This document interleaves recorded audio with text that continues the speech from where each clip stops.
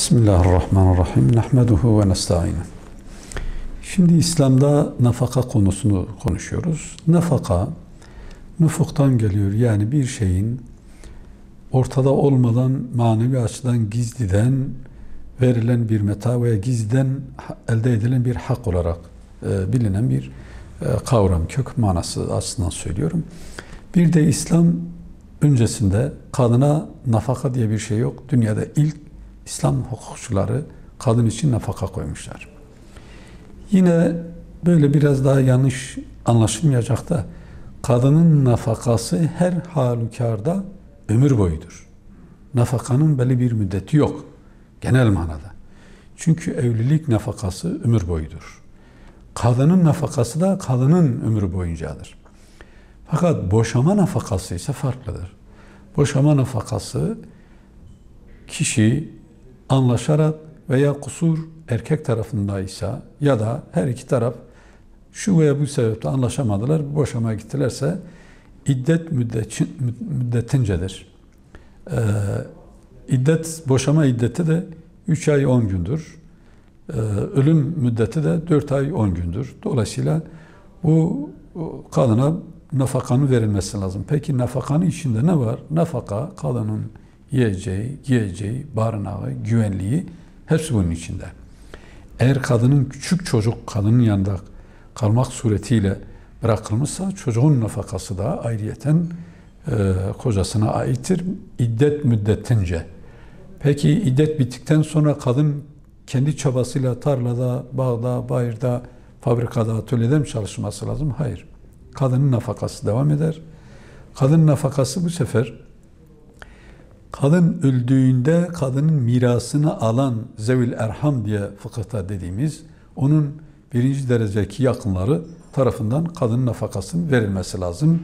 Kadın tekrar ikinci bir evlilik yaptığında nafaka zevil erhamın üzerinden kalkar. Tekrar kendisiyle yeniden evlilik yaptığı insanın nafakası ona yüklenilir. Demek ki kadının nafakası ömür boyu birilerine bağlıdır. Ömür boyudur.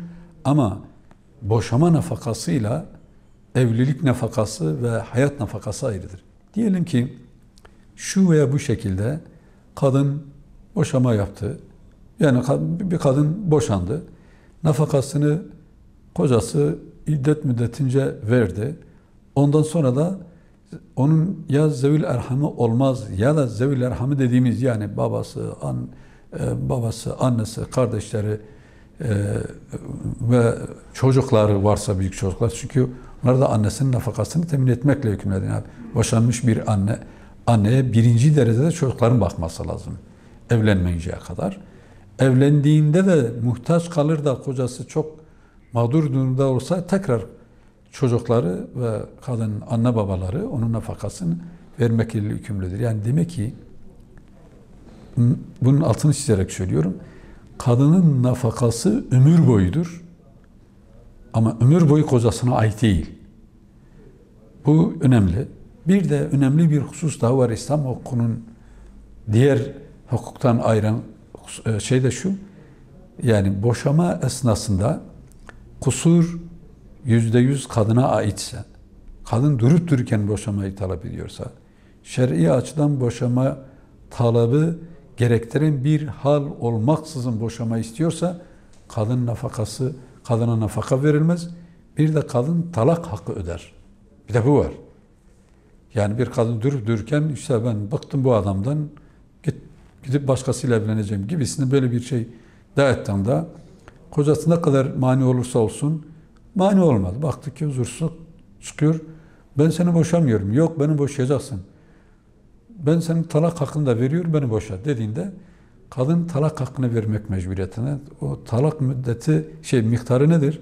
Kadının evlilik esnasında nikah kıyılırken aldığı mehir ne ise boşama esnasında tek taraflı kocası kusursuz olduğu halde boşamayı talep ederse zaten nafakası verilmez. Ayrıyeten talak hakkını ödemek mecburiyetindedir. Yani İslam dininde eşitlik yok, adalet var. Eşit olamaz. Eşit olursa bir çocuk akıl buluk çağına erdikten sonra onun nafakası artık ortada kendi el emeğiyle geçinebiliyorsa, iş bulabiliyorsa, çalışmıyorum beni geçindirin diyemez. Ama kadının böyle bir lüksü var. İslam hukukuna göre kadına bir imtiyaz tanınıyor. Ona bir ne diyorlar şimdi? Pozitif ayrımcılık diyorlar. Pozitif ayrımcılık yapılıyor. Kadının nafakası ömür boyu devam eder. Evlendiği zaman anne babasının üzerinden kalkar, kocasına devredilir. Nafakası kocaya aittir. Boşama yaptığında iddet müddetince kocasına aittir.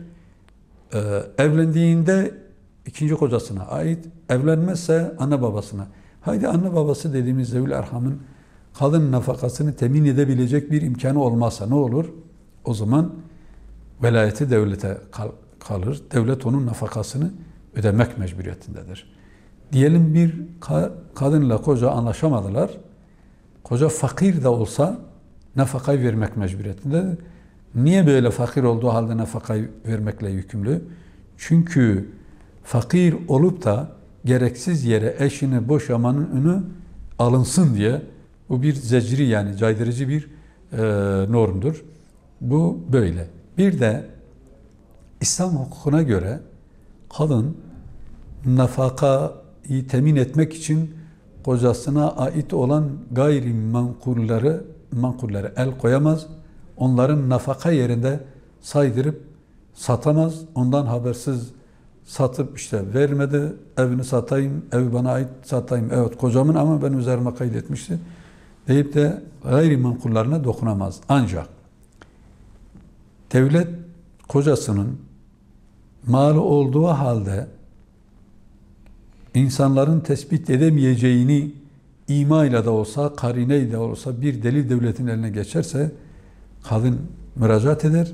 Devlet onun gayrimenkulunu kadının nafakasını temin edinceye kadar yani kocaya ait olduğu müddet içerisindeki nafakayı verir.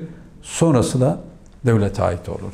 Ama her halükarda bir kadının nafakası ömür boyudur. İslam hukukunda böyle bir şey var.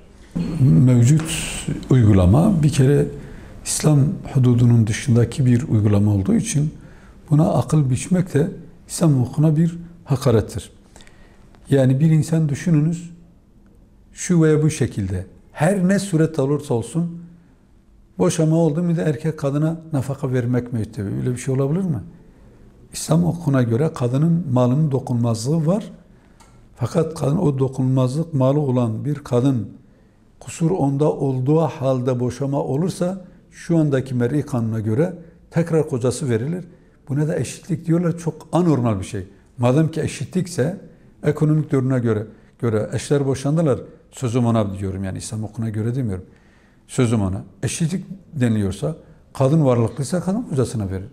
Koca varlıklıysa o kadına verir.